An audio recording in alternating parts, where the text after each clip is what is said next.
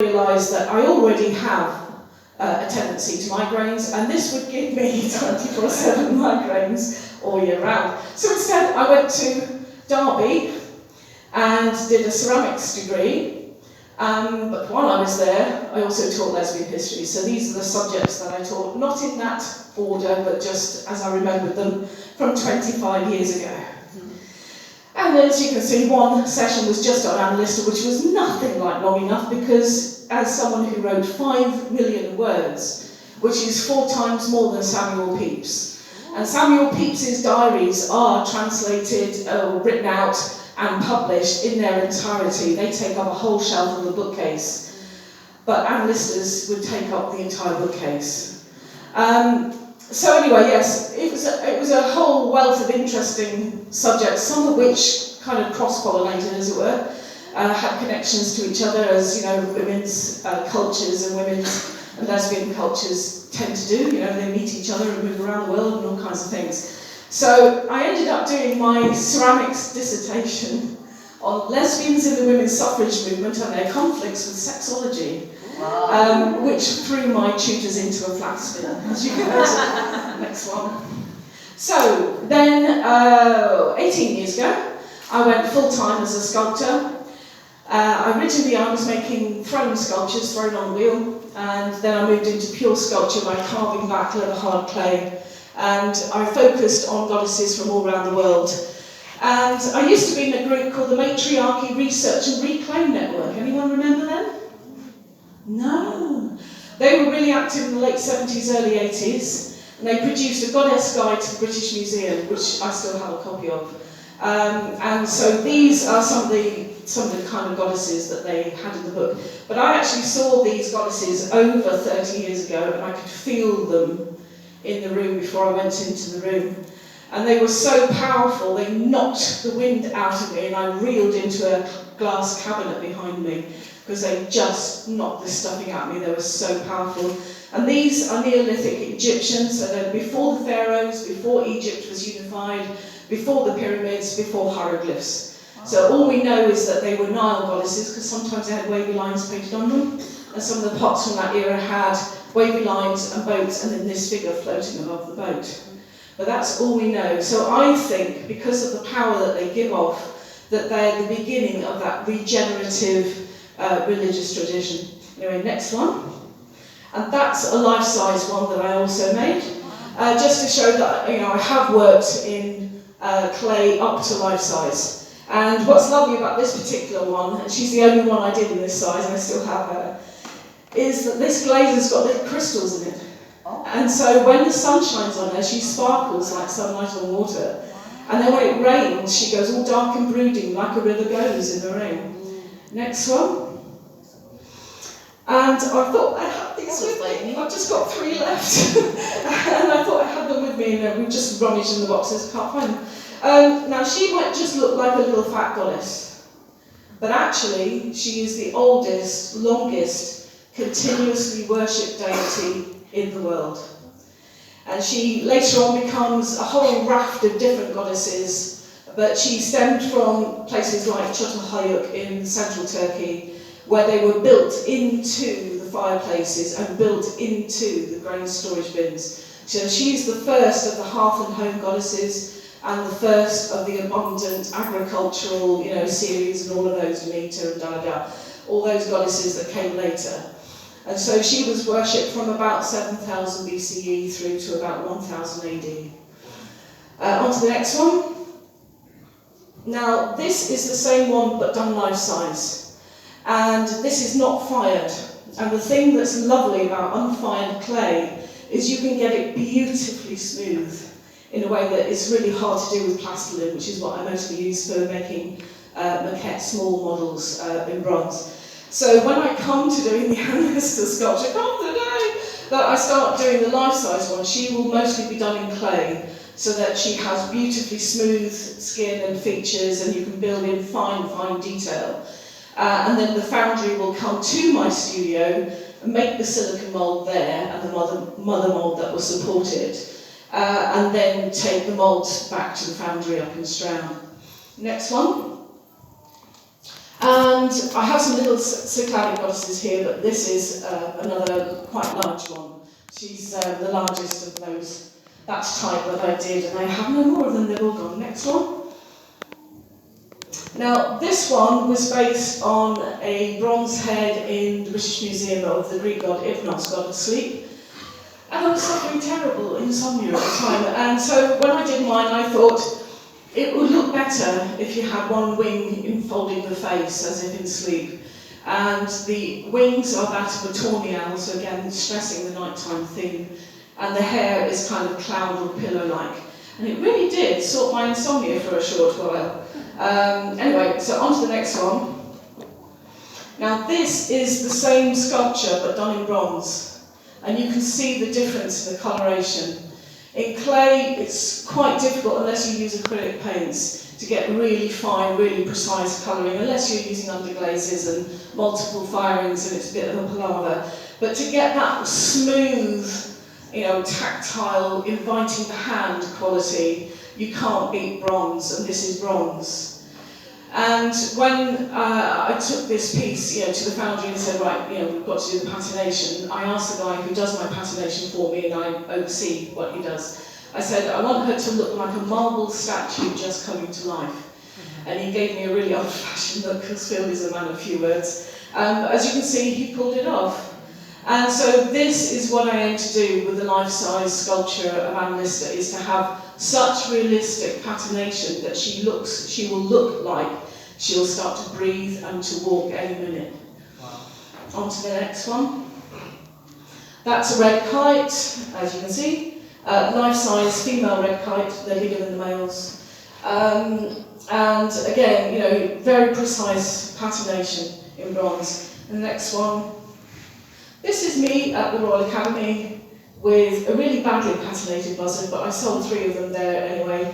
I'm looking shattered because I travelled through the night on a coach to get there for the first day, and I got there and she already had a red dot, and she sold at the party the night before, so that was great.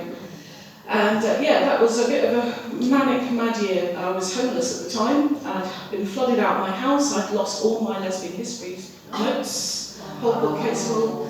But I was also exhibiting at the Royal Academy at the same time. A bit of a roller coaster year, that one. Next one. And this is a little badger, which I call persecuted for obvious reasons. And this little badger is the beginning of a much bigger, more complex sculpture. I've been campaigning against the badger cull since 2012 when I set up a badger vaccination scheme. And along the way, I've discovered a thing called the trophic cascade. Next sculpture. So this is the trophic cascade, or the beginning of. So the little badger is a maquette. That's a small-scale model. And what's useful about working with maquettes is you can overcome all of those design problems relatively simply. So it's kind of like a 3-dimensional sketch. And in the case of this little badger, it actually started off as a back view, so I didn't know where any of those paws were, so they went up, down, in, out, left, right, on the ground, off the ground, until I got the pose right from the information I got from the back view, which from a tiny postcard. The image was literally that big. And then the big badger is taken directly from the little badger, and because I've thrashed out all the design problems on the little badger, the big badger took no time at all to make. So although it seems sort of bizarre that maquettes can take months to make, actually doing the life-size version doesn't necessarily take as long. So that's a bit of a strange conundrum for some people to get their head around. And so this line that's drawn around there is the floor plan for the trophic cascade. So what you'll have is 2 species that you get an increase of, or an increase in their foraging range as a result of badger culling, springing up out of the shoulders in bright colours because they'll be increasing. And then spilling out the back in a big spiral tide will be up to 100 species of plants and animals that you lose as a direct result of widespread badger culling. And this particular sculpture I'm having huge problems with because, not the making of it, but because badger culling is now seen as political, where it is in fact ecological. It means absolutely no one will touch this sculpture. No one wants to host this sculpture. So I've been campaigning for years on just this piece, this one piece, trying to get it out into all the badger cull zones, because this is an important lesson we all need to learn about what we're doing to the environment. Okay, next sculpture. So along with three-dimensional art as activism, I also have done things like this, which is a community art action about the badger cull. The badger cull eventually came to my neck of the woods, which is South Devon, despite everything I was trying to do to stop it. And so over a 6-week period, I organised 6 demonstrations, all in different ways. And the very last one was a badger wake. And 2,000 badgers have been killed in our area, but no one knows what that looks like because they're all taken away in the dead of night and bagged up and incinerated. So there's no way of proving whether they have BTV, and the public on the whole don't get to see them. So I thought, right, I want to show Totnes what 2,000 dead badgers look like. So I got very good at speed drawing the profiles of badgers up to, well, I can do 1 in 3 minutes now. And then I cut them out with a jigsaw. Next one. And then we spray chalked around them. So there are lots of little badger profiles, everything from 4-month-old badger cubs to fully grown bull badgers, which are 1 metre long. So there are a variety of shapes and sizes, and we chalk them. That's spray chalk, so it's not permanent. It did take a long time to get. And this chap here is Peter Martin. He was at the time the chairman of the Badger Trust. So all kinds of people came up and pitched in to make this community art action work. Next one. And that's what it looked like. And that is actually only 800 badgers that you're looking at there. And the circle and the pathway going to it was a sacred circle where we held a wake. So next one. And that's us having the wake. And I have to say, I've been campaigning, I think, for about 5 years at that point. And I've had a badger die in front of me in West Somerset in the middle of the night. I'd run, in horizontal rain towards gunfire and all kinds of stupid things in the badger cull zones. But never had I allowed myself time to grieve, and this was just wonderful. It was led by a local witch called Llandudno. We did a candle-lit and drumbeat procession up through the town from the market square up to this circle. And then Jackie gave us an incredibly moving, really powerful ritual, and we were all in floods of tears, me especially. Next one. This is me leading the Great Badger Trail, which was a protest march sponsored walk from Gloucester to London, 130 miles. This is on the eve of the 2nd year of badger culling, when most of the public thought it wasn't happening anymore because the first one was such a disaster. Next one. And this is me at the Labour Animal Rights Fringe meeting at the Labour conference a couple of years ago, talking about trophic cascades. So why am I telling you all this? It's because to take on a challenge like this public sculpture of Advocacy, you need to be able to bring lots of different groups of people together. You need to be good at campaigning, and you need to have tons and tons and tons of persistence, which frankly I do have. Next one. So, September last year, any of you remember a petition going around saying, put the L word back in? Yes, I was one of the 2,000 people who signed that too. And after I'd signed it, it just felt like nothing like enough. And I'd lived in Halifax, and when I lived in Halifax and in Calderdale in the 90s, I used to take visiting lesbian friends to Shibden Hall to show them Annister's portrait.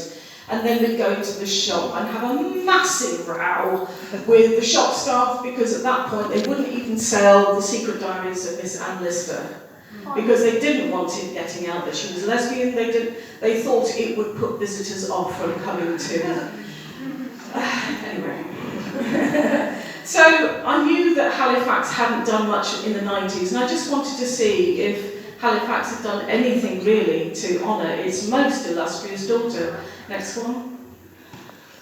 What I found was a total disgrace. Now, considering that thousands of people lined the streets in Halifax for her funeral procession, what you